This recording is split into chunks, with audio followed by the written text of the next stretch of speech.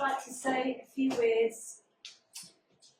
I feel so blessed and excited to have these three wonderful people come and visit Shambhala and to spend so much time in our country delivering the message of one small town, and for Michael to share his wisdom and all the things that he's experienced and learned and his knowledge with us. So if you'd like to give him a round of applause.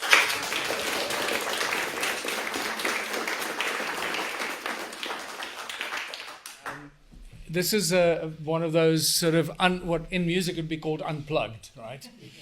So that's what we're going to do. An unplugged evening with some sharing of knowledge and information and experience, talking about creating a beautiful world for all of us with the One Small Town initiative.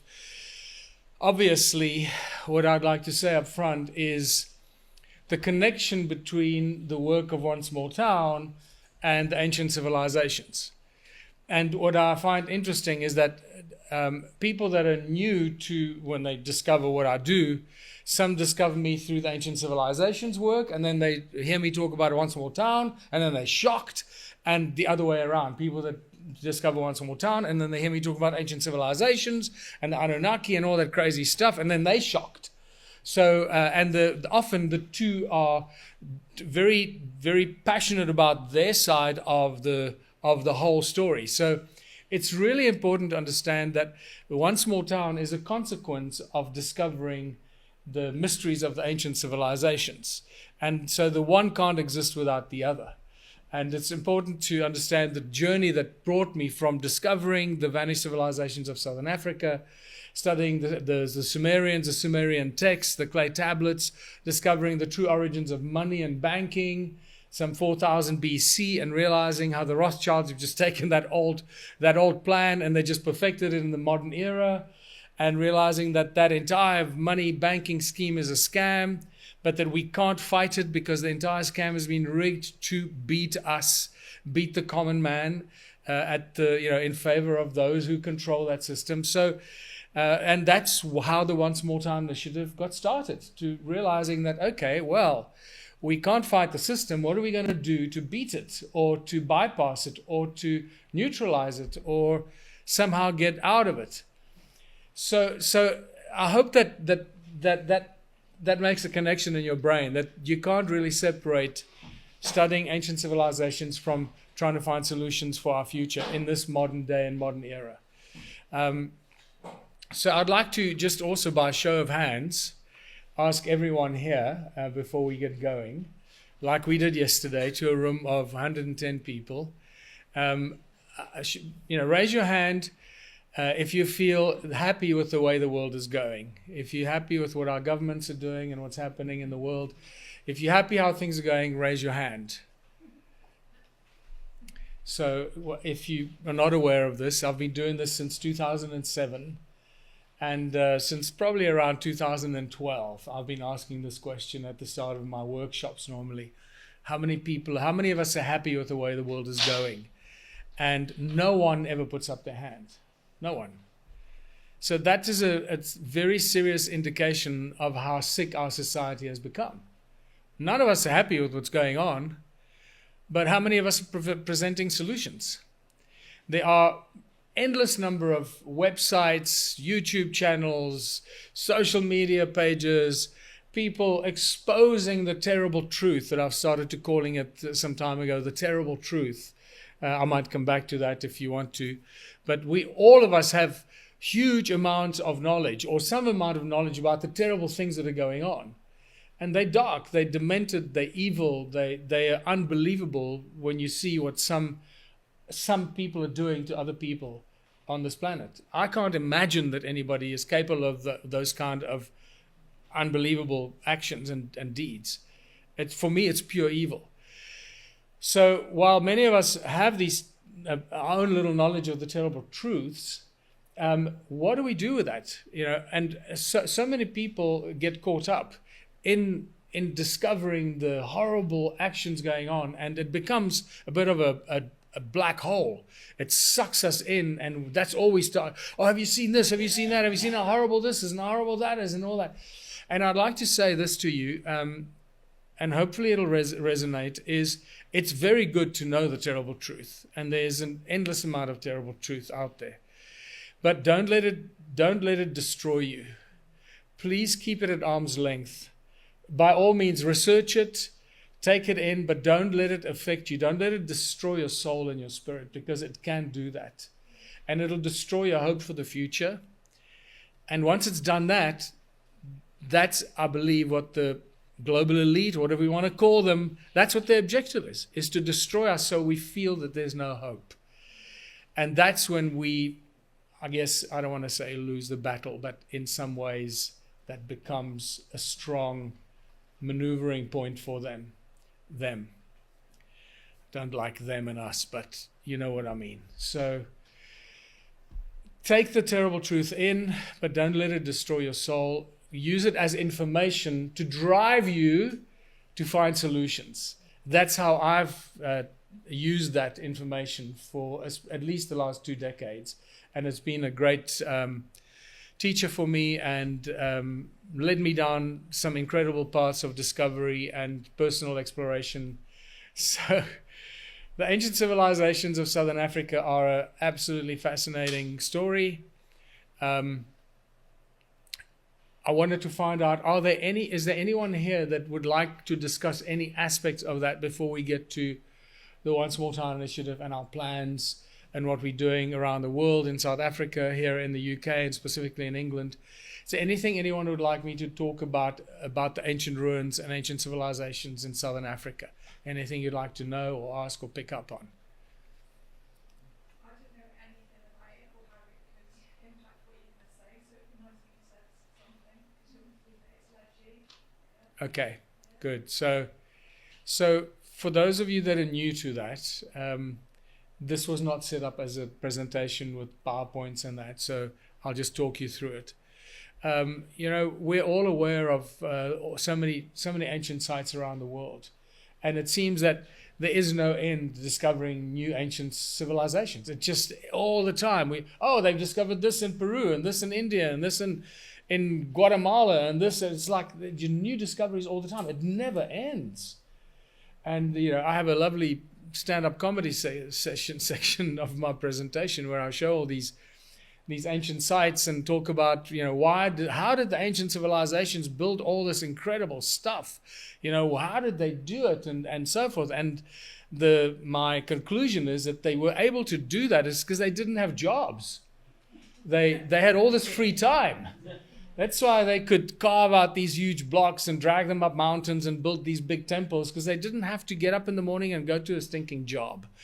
And then they would be bored, and they called a meeting, and then somebody said, "Wow, we're so bored, let's call it a board meeting," and that's how corporates started, and so forth. So it's a fun little thing. We have a dig and laugh at the ancient civilizations at our own expense, because we still don't know how they did the stuff. We speculate, but it's a great lesson that we learn from that. And the great thing about that is that they still teach us today that they did all that with hammers, ropes, and chisels.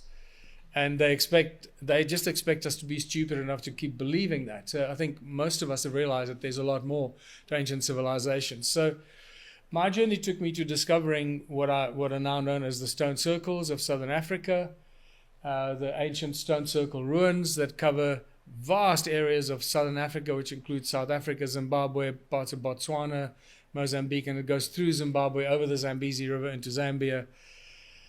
And I discovered these stone circles in 2004 while I was writing Slave Species of God, and I was absolutely stunned by it because there wasn't any information written about it.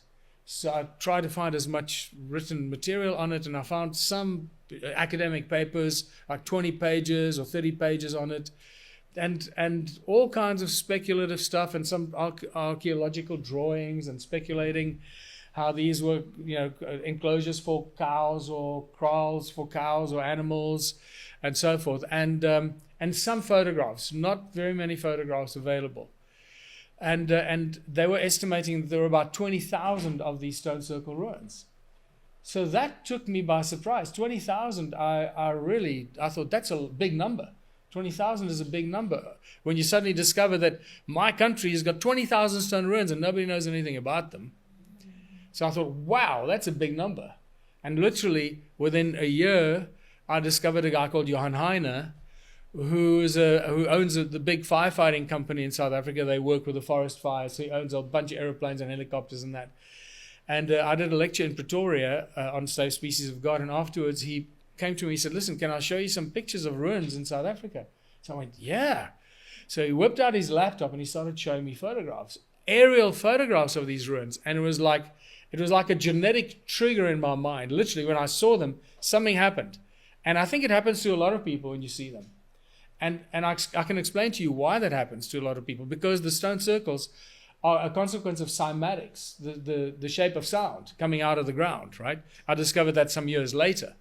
And I started to realize that we're looking at cymatic patterns, that the shapes of the stone circles are created by the sound coming out of the ground.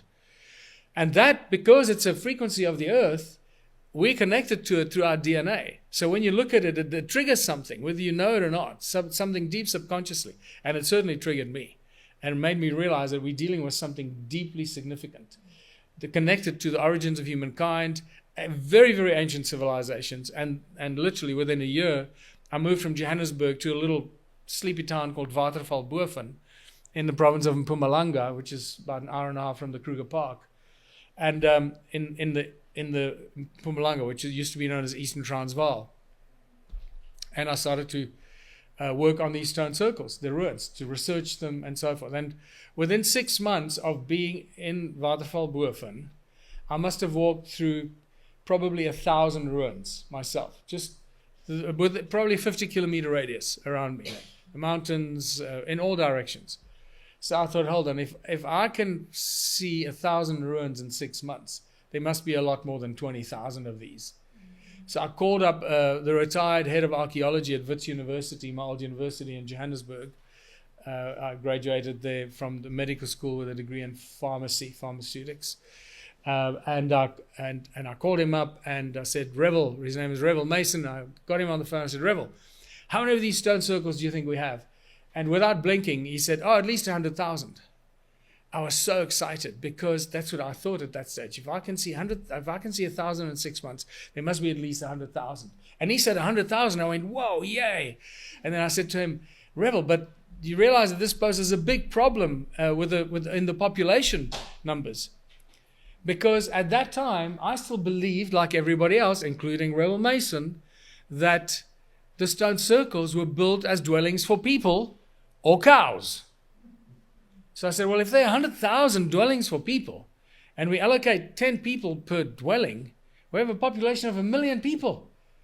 And at no time in history, 100 years or earlier, was there a population even close to that. And some of these circles are supposed to go back 300 years. At which point, there must have been like 200,000 people living in that part of the world. And so there was silence on the phone for a little while. And he said, well, then there can't be 100,000 stone circles. Just like that. So from saying there's 100,000 to, the history books tell us nobody lived here. It was a sparsely populated part of the world. So the stone circles aren't real. We can see them, but they aren't real. And I realized that, oh my God, I can't deal with academics. Their brains don't work like normal people's brains work. They don't reach obvious logical conclusions like any normal human being would reach. And that's when I separated myself from any kind of work with academia and carried on. So to cut a long story short, I counted the stone circles. I went on a long journey of counting. I started counting on the 13th of February 2008, and I'm still counting. No, I'm joking. So, and I just used all kinds of aerial, photographs and Google Earth, and found the clusters and densely populated areas, and I got square kilometer areas, got an average, then a hectare areas, and got averages there, and I averaged the averages, and I looked at the number, and I thought, okay, no, I must have made a mistake. Let me go through the numbers again. And I went through them again and saw the same number. And suddenly I realized, oh my God, And I'll never forget that moment. That was one of those awakening moments in my personal life. The number that I found was more than 10 million stone circles. 10 million. Not 10, 20,000 or 100,000 or whatever. Or 10 million. So I went, oh my God. Nobody knows about this. Nobody is writing about it. No one is researching it. No one's publishing books about it. Nobody knows that there's a vanished civilization here in southern Africa because we know nothing about them. Who could have built 10 million of these structures and when and what for? And that led me down a very interesting journey of discovery and linking the Sumerians, the ancient gold mines, and specifically the technologies of the stone circles, the frequencies that they emit, and realizing that the stone circles are energy generating devices. They're machines. They're not dwellings for people or cows. And that changed everything. And that's why many of the stone circles that have been found and documented and drawn by archaeologists show no doors and entrances. And so when you see no doors and entrances in the archaeological drawings, you have to assume that they weren't built for people or for cows. And yet, they tell us that they used to put the cows in over the walls. That's what archaeology. I'm not kidding you. I'm really not joking with you. I've lost all faith in our academia, from quantum mechanics and particle physics, and so forth, because that's become one of my favorite subjects to study, to things like archaeology and even geology. Because what I've discovered regarding geology and the fossilized petrified bodies do not match. The geology does not have room or have not knowledge or does not have any books that write about petrified body parts. They know nothing about it and how petrified body parts can happen. So now we know that stone circles are generating energy, generating machines, and we have 10 million of them. They generate insane amounts of energy. Some of the stone circles are actually built like in these flower shapes. Do you know what a magnetron looks like? Magnetrons that are in microwaves. It's literally like a flower shape. It looks like a little flower, a stem that comes out. That's where the energy goes in, or the electricity goes in. And then it's got the central circle, and then normally 8 little circles around the central circles. So it looks like a petal, like a flower petal. And that should give you an indication how flowers work and how the energy in flowers works. So once you see the shape of these things, it connects so many dots. And then you start realizing that they built these magnetron-shaped stone circles in among the 10 million stone circles just to boost the energy. We've measured these frequencies in these stone circles, and we've measured their effect on people's physiology and anatomy and heart rate and blood pressure and blood flow and blood sugar and kidney effects and the effects on your eyesight and etc. etc. And it has a profoundly positive effect on your body. So over many, many years, I've had countless testimonials of people that have been healed of some sort of disease when exposed or being inside the stone circles for a significant time. The most extreme was a woman from Vermont, USA, that came with her husband in 2014 on a tour of one of my Sacred Sites tours. And she came with her husband. I didn't know why the reason they came. And then they left after 2014. They came back in 2015 to do the tour again. And then 2016, I was on tour in Vermont doing a One Small Town tour. And she came to my workshop there and said, well, we just came to thank you for saving my life. And I went, well, what did I do? And she said, well, we came to South Africa because there was on my bucket list to come see the stone circles and Adam's calendar. And I had full-blown cancer, so I thought I was going to die. And then I went back to Vermont, and the doctor said, well, what have you been doing? Because your cancer is receding. And she said, well, I was doing this. He said, well, do more of that. So they came back the next year. Very wealthy couple, so they could afford it. They could also afford the best medicine in the world. So she came back for a second tour and then went back and her cancer was gone. So a third year after that, she came to thank me that it cured her cancer. So that's her telling me. So do with that information what you want. But we've had dozens and dozens and actually hundreds of testimonials of people that have experience some kind of healing when being inside the stone circles.